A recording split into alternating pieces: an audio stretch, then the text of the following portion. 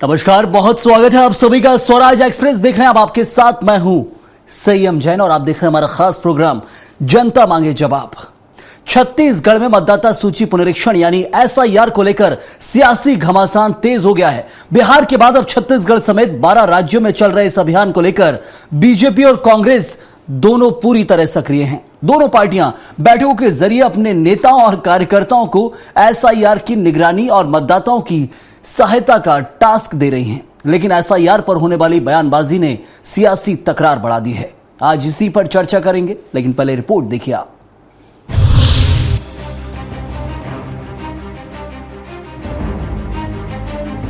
छत्तीसगढ़ समेत देश के 12 राज्यों में मतदाता सूची पुनरीक्षण यानी एसआईआर का काम तेजी से चल रहा है। दोनों ही बड़ी पार्टियां बीजेपी और कांग्रेस इस बार कोई भी चूक नहीं चाहती। जहां बीजेपी कार्यकर्ताओं को बूथ स्तर तक तैयार किया जा रहा है, तो वहीं कांग्रेस एसआईआर में हो रही दिक्कतों और कथित धमकियों को लेकर सरकार पर हमलावर है। बीजेपी इसे लोकतंत्र का अमृत बता रही है।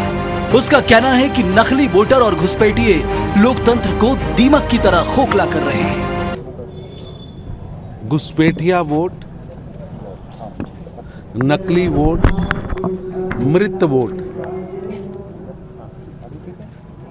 ये लोकतंत्र को खोखला कर रहा है। एक दीमक की तरह। दूसरी ओर कांग्रेस का आरोप है कि एसआईआर के नाम पर बीजेपी के कार्यकर्ता लोगों को धमका रहे हैं। सर्वर ठीक से काम नहीं कर रहा, काम का दबाव लगातार बढ़ता जा रहा है। पूर्व सीएम भूपेश बघेल का कहना है कि अगर राज्य में घुसपैठिए हैं तो ये केंद्र की नाकामी है। कांग्रेस घुसपैठियों का समर्थन नहीं करती, लेकिन सरकार को ये बताना चाहिए कि छत्तीसगढ़ में आखिर कितने घुसपैठिए हैं। यदि छत्तीसगढ़ में घुसपैठिया आया है तो कितने प्रदेश क्रॉस करके आए हैं। इसकी जिम्मेदारी अमित शाह की है और नरेंद्र मोदी की है। और मैं उनकी प्रशंसा करता हूं कि अपने सरकार में होते हुए, उसकी पार्टी की सरकार होते हुए अपने प्रधानमंत्री, अपने गृह मंत्री जी की आलोचना कर रहे हैं, उसको निकम्मा साबित कर रहे हैं। उप मुख्यमंत्री विजय शर्मा का कहना है कि एसआईआर को लेकर बीजेपी का पूरा तंत्र लगा हुआ है। हर विधायक और सांसद को बूथ स्तर तक जाने के निर्देश हैं। दावा किया कि वैध नाम जरूर जोड़े जाएंगे और फर्जी घुसपैठिए हटाए जाएंगे। जनता पार्टी का पूरा तंत्र इस पर लगा हुआ है, सारे नेता इस पर लगे हुए हैं। हम लोग भी हर एक विधायक, सांसद, मंत्री जो भी हैं, सबको बूथों तक जाने के लिए बहुत स्पष्ट निर्देश संगठन की तरफ से है और हम लोग जा भी रहे हैं। अधिक से अधिक जितने भी योग्य लोग हैं सबका नाम जुड़ जाए और घुसपैठिए तरह के जो लोग हैं उनका नाम हट जाए। ये दोनों ही दायित्वों को लेकर के काम किया जा रहा है। बहरहाल एसआईआर पर जारी सियासी जंग में दोनों पार्टियां इसे लोकतंत्र की मजबूती का मुद्दा तो बता रही हैं, लेकिन आरोप प्रत्यारोप में ये अभियान एक राजनीतिक हथियार भी बनता दिख रहा है। अब एसआईआर पूरा होने के बाद मतदाता सूची में कितनी सफाई होती है और इस पर सियासी पारा कितना बढ़ता है, ये तस्वीर आने वाले दिनों में साफ हो जाएगी। स्वराज एक्सप्रेस के लिए रायपुर से दिलीप साहू की रिपोर्ट। तो देखा आपने, एसआईआर को लेकर सियासी संग्राम प्रदेश में चल रहा है। आरोप प्रत्यारोप का दौर चल पड़ा है। इस पर चर्चा करेंगे और चर्चा के लिए मौजूद है हमारे साथ कुछ खास मेहमान। तौकीर रजा बीजेपी नेता हैं, बहुत स्वागत है आपका तौकीर जी। साथ ही रुपेश दुबे कांग्रेस के प्रवक्ता हैं, आपका ही बहुत स्वागत इस चर्चा में। और संजीव गुप्ता वरिष्ठ पत्रकार हैं, विस्तार से समझेंगे उनसे कि किसके बातों में, किसके मुद्दों में कितना दम है, एसआईआर से वाकई कौन घबराया है और किसको एसआईआर में भेदभाव की कोई उम्मीद नहीं है।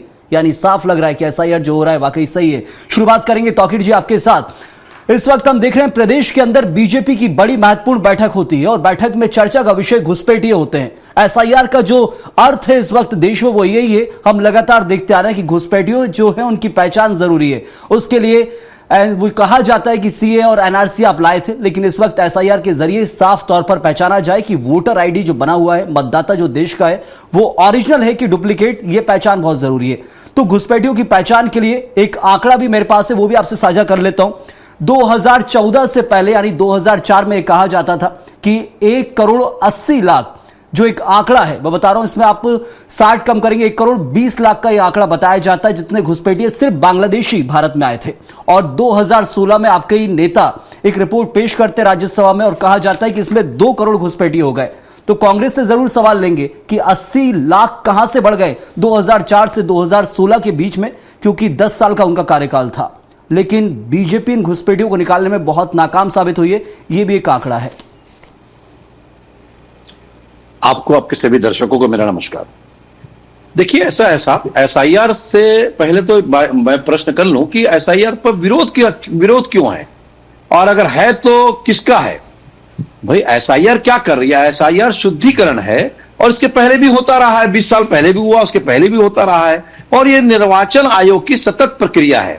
मैं कोई निर्वाचन आयोग का प्रवक्ता नहीं हूं, लेकिन चूंकि एक भारतीय जनता पार्टी का पक्ष रखना है तो मैं यही बताना चाहता हूं कि भारतीय जनता पार्टी इसको स्वागत कर रही है और इस शुद्धिकरण के हिसाब से कार्य कर रही है। भाई, आपके पास कागज, आपके पास डॉक्यूमेंट्स, आप वहां जाइए, ऑनलाइन भी कर सकते हैं।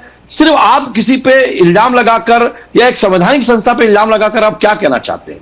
एक बात। दूसरी बात, घुसपैठी की अगर बात करें तो घुसपैठी के आंकड़े जो भी है उस पर भी अभी हमारी छत्तीसगढ़ की सरकार भी कुछ लोगों को बांग्लादेश तक छोड़ के आई है, और अभी भी उसकी जो है एसआईटी गठित होकर हर जिलों में कार्य कर रही है, और अभी एसआईआर भी साथ में आया है, तो ये भी साथ में आपको सामने दिखता चला जाएगा। और आपने देखा भी बिहार चुनाव में कि बिहार चुनाव के पहले जब ये एसआईआर प्रक्रिया चालू हुई, लगभग 65 लाख जो वोटर जो है उसमें से 18 लाख मृत पाए गए, 16 लाख जो है डबल थे, और उसके अलावा कुछ फर्जी वोटर थे। तो वो बाद में उसमें घट के उसकी संख्या जब उनका आपत्ति गई तो शुद्धिकरण हुआ, उसमें कुछ अपने लोगों ने डॉक्यूमेंट बाद में जमा किए, तो डॉक्यूमेंट जमा करने के बाद 51 लाख की जो शुद्धिकरण हुआ, लेकिन 51 लाख जो है फर्जी, मतलब वोट जो है बेकार हो गए।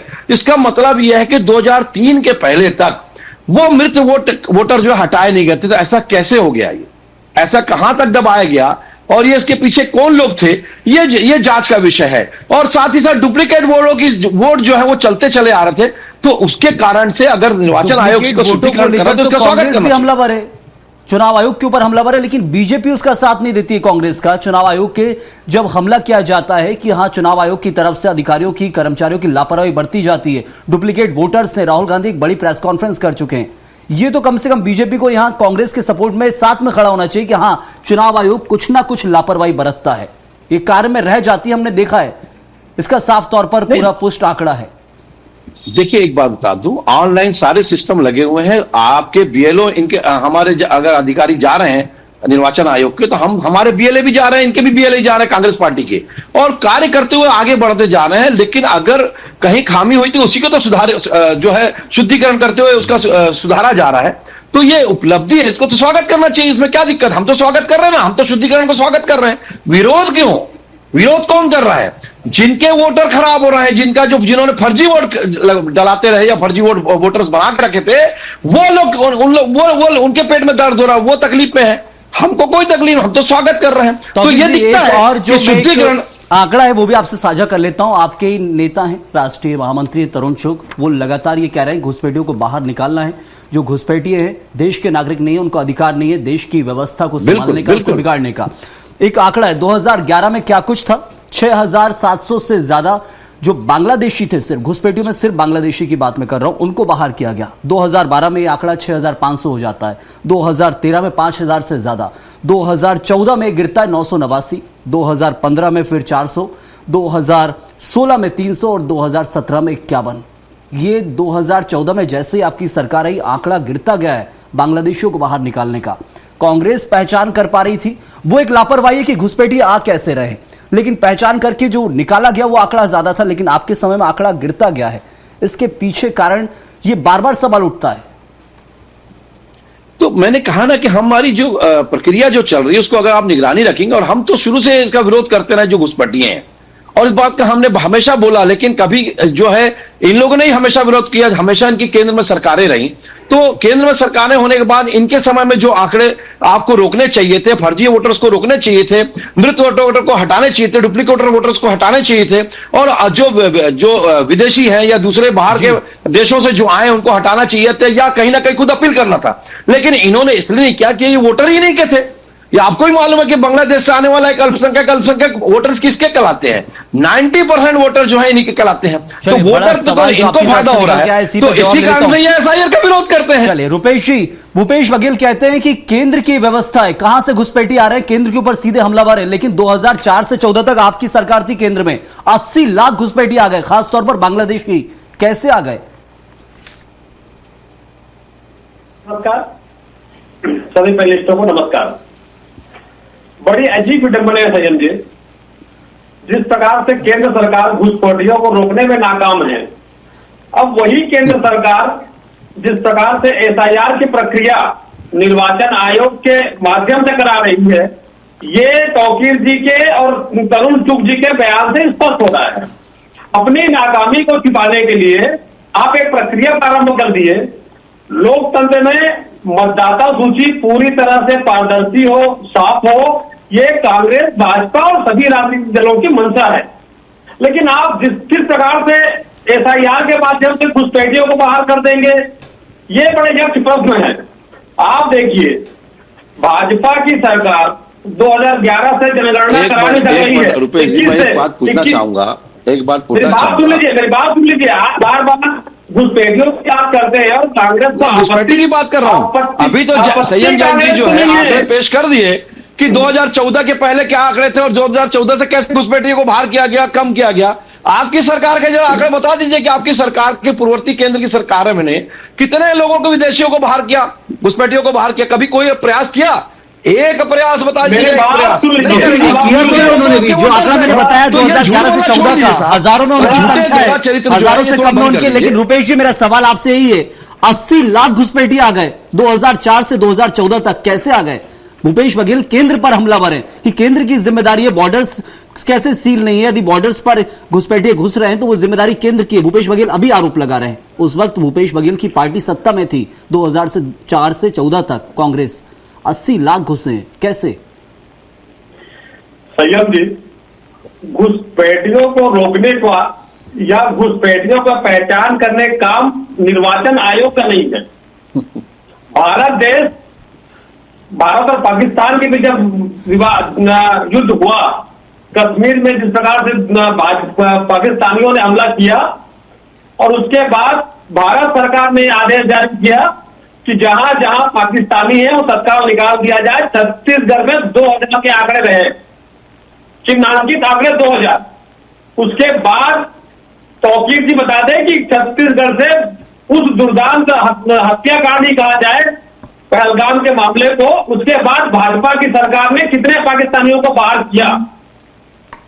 लेकिन बार बार आप कांग्रेस से दोषारोपण करके, आज एसआईआर की प्रक्रिया यह है कि मतदाता सूची में किसका नाम होना चाहिए, 2003 में जिनका नाम मतदाता सूची में है उनका मतदाता सूची पुनरीक्षण के अंतर्गत अभी सत्यापन हो जाएगा। उसके बाद मैं फिर से कह रहा हूं, यदि कोई घुसपैठिया है, यदि सत्यापन नहीं कराता है मतदाता सूची के अपने नामों का, तो उसको हटा निकालने की जवाबदारी किस प्रकार से तय होगी? चलिए, बिल्कुल जवाब लेते हैं संजीव जी से, यहां पर वो भी हमारे साथ जुड़े हुए। संजीव जी, आरोप दोनों ही पार्टियों के ऊपर लगे हुए हैं और दोनों ही पार्टियों ने काम भी किया है, ये हम देख रहे हैं आंकड़ों के जरिए। कांग्रेस के कार्यकाल में भी घुसपैठियों को बाहर निकाला गया है, 2011 से 14 के आंकड़े हैं। उसके बाद 2014 के बाद से बीजेपी की सरकार केंद्र में रही है। अब एसआईआर की प्रक्रिया अपनाई गई। रुपेश जी ने कहा कि निर्वाचन आयोग तय थोड़ी करता घुसपैठी कौन है, लेकिन एक तरह से कोशिश है कि कम से कम देश का नागरिक है, वही पहचान कौन है कर ले हम, उसके बाद पता चलेगा कि ये तो घुसपैठिए थे।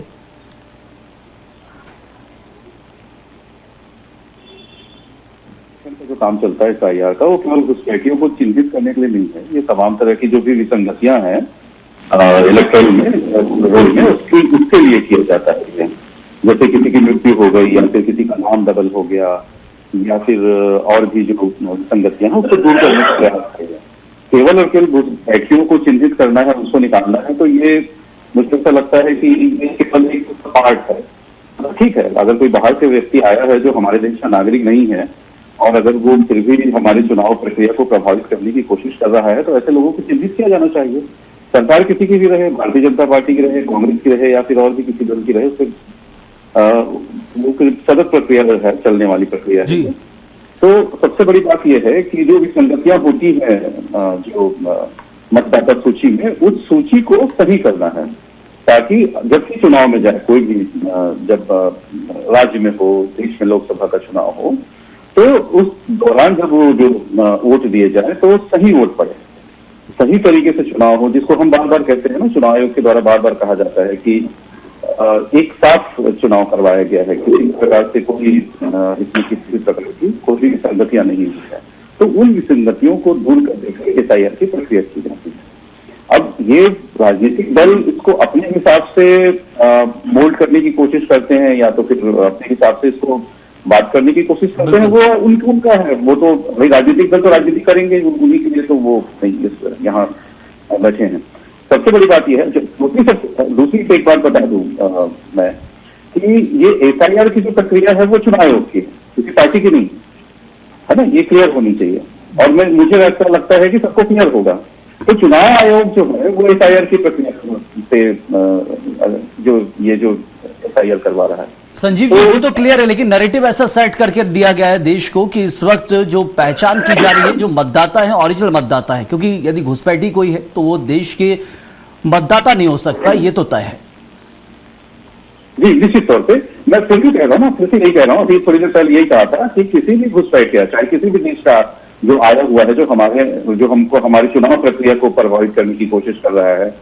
और अब सबसे बड़ी बात यह है कि इस देश में एक बहुत बड़ी दुख की बात है कि बहुत सारे ऐसे घुसपैठिए हैं, जैसे अभी कई लोगों को जब यहाँ पे पकड़ा गया तो उनके पास से वो कार्ड मिले, किसी का आधार कार्ड बना हुआ है, किसी का राशन कार्ड बना हुआ है, किसी का और कुछ लोग भले वो गलत तरीके से बनाए हैं, फर्जी तरीके से बनाए हैं, लेकिन उनको यहीं के जो लोग हैं, यहाँ बैठे हुए जो लोग हैं, वो सहायता करने के लिए भी तैयार नहीं। ये सबसे बड़ी दुख की बात। तो इस वक्त जो SIR की प्रक्रिया वो अपनी जगह चल रही है, लेकिन दूसरी तरफ बीजेपी की जो बैठक हुई है, तौकीर जी क्या लग रहा है अब बीजेपी को बैठकों की जरूरत क्यों पड़ने लगी SIR पर? बीजेपी तो वैसे ही विश्वास रखती है, पूर्णतः संपूर्ण विश्वास से चुनाव आयोग का जो किया जाएगा सही किया जाएगा। नहीं, SIR पे जानकारी दे रही है, जो जानकारियों की कमी है, फॉर्म किस प्रकार से भरा जाए उसकी ट्रेनिंग के हिसाब से कार्य करते हुए आगे बढ़ रही है। जो खामियां उभर के आ रही हैं उसको दूर करते हुए वो आगे बढ़ रही है। हम उस प्रकार से देखिए, हमारी भारतीय जनता पार्टी की हमेशा एक चीज रही है कि हम कोई भी चीज की ट्रेनिंग देते हुए आगे काम करते, ताकि हमारे किसी भी प्रकार से जो कार्यकर्ता है उनको किसी भी उनको कार्य में किसी प्रकार की कमी बेशी ना हो, उसी को आगे बढ़ते हुए BLA काम कर रही है, भी ट्रेनिंग दे रहे हैं। हमारी सिर्फ बात नहीं है, ट्रेनिंग तो सभी देते हैं और हम वही काम कर रहे हैं। लेकिन वही तो मैं बता रहा हूं, लेकिन SIR का विरोध क्यों? अभी गुप्ता जी ने बहुत अच्छी बात बोली कि SIR जो है निर्वाचन आयोग कर रहा है, तो निर्वाचन आयोग कार्य कर रहा है, वो किसी की एजेंसी नहीं है, लेकिन आप उसका विरोध क्यों कर रहे हैं? एक बात। दूसरी बात, घुसपैठियों की अगर बात करें, ये बात सही है कि निर्वाचन आयोग घुसपैठियों को निकालने का काम नहीं कर सकता, लेकिन निर्वाचन आयोग शुद्धिकरण करने के कारण यह पता चल सकता है कि ये एक्चुअली वोटर्स कौन है और बाहर के वोटर्स कौन है, या गलत वोटर्स कौन है, डुप्लीकेट वोटर कौन है, वो निकाल के अलग कर देगा। यही तो समझना है, यही तो देश को समझने की जरूरत है कि SIR प्रक्रिया है पीछे के दरवाजे से, जो हम समझने की कोशिश कर रहे हैं कि SIR एक प्रक्रिया पीछे के दरवाजे से पहचान करने की कि कौन असली मतदाता और कौन फर्जी। बिल्कुल वही मैं बता रहा हूं। तो उसी कारण जब ये फर्जी वोटर्स भी अलग हो जाएंगे और हम भी वो कार्य करते हुए आगे बढ़ा। हमारी SIT घटित है हर जिले में। ये अभी हमारी जो गृह मंत्री माननीय विजय शर्मा जी जो है अभी कुछ महीने पहले इसका गठन किए हैं और कुछ लोगों को बाहर किया जा चुका है, वेस्ट बंगाल बांग्लादेश भेजा जा चुका है। तो ये उपलब्धि है सरकार की और वो इसका कार्य करते हुए आगे बढ़ रहे हैं। लेकिन अगर ये बोलते हैं घुसपैठिया है नहीं, घुसपैठिया आपकी सरकार में आए, अरे भाई हमारी सरकार में नहीं आए, कब से रह रहे थे, क्या हो रहा था, हम तो पकड़ रहे, कई सालों से घुसे हुए थे। अब उसका धीरे धीरे शुद्धिकरण करते हुए आगे बढ़ना, जितना शुद्धिकरण होगा, चाहे वोटर ID का हो, चाहे आधार कार्ड का हो, जितने भी जो अपने जो निवास के से रिलेटेड जितनी चीजें होती है, उसका जितना शुद्धिकरण होगा उतना वो शुद्धिकरण होकर सामने आएंगे। क्योंकि ये बात सही है कि उन्होंने कई लोगों ने डुप्लीकेट बना लिया या फर्जी तरीके से बना लिया है, तो हम समर्थन करते हैं निर्वाचन आयोग का कि वो शुद्धिकरण बहुत अच्छे तरीके से कर रहा है। जब ये शुद्धिकरण हो जाएगा आपको भी दिखेगा यहाँ कितने लाख वोटर फर्जी रहे या मृत्यु पाए गए, उसका अभी तक काटा नहीं गया, कितने लोगों ने दबा दिया, तो वो सब चीज एक तरह से खुल के आपके सामने आ जाएगी। बिहार में आया है, यहां भी आएगा, आपको स्वागत करना चाहिए और ये संवैधानिक संस्था है, उसका अपमान नहीं करना चाहिए। चलिए बिल्कुल। रुपेश जी, SIR की प्रक्रिया जो प्रदेश में चल रही है, देश के सभी राज्यों में होनी, अभी 12 राज्यों में कंटिन्यू चल रही है। वोट चोरी यदि देश में होती है तो उस पर कांग्रेस आपत्ति दर्ज करती है, घुसपैठिए हैं तो आपत्ति आप भी दर्ज करते हैं, कहते हैं कि केंद्र की ये गलती है। तो एक एसआईआर पीछे के दरवाजे से कोशिश है असली मतदाता की पहचान की। जो असली होगा उसका जो बचेगा वो अपने आप नकली मतदाता कहलाएगा, समझ में आ जाएगा। तो ये फिर आपत्ति एसआईआर को लेकर या फिर प्रक्रिया को लेकर?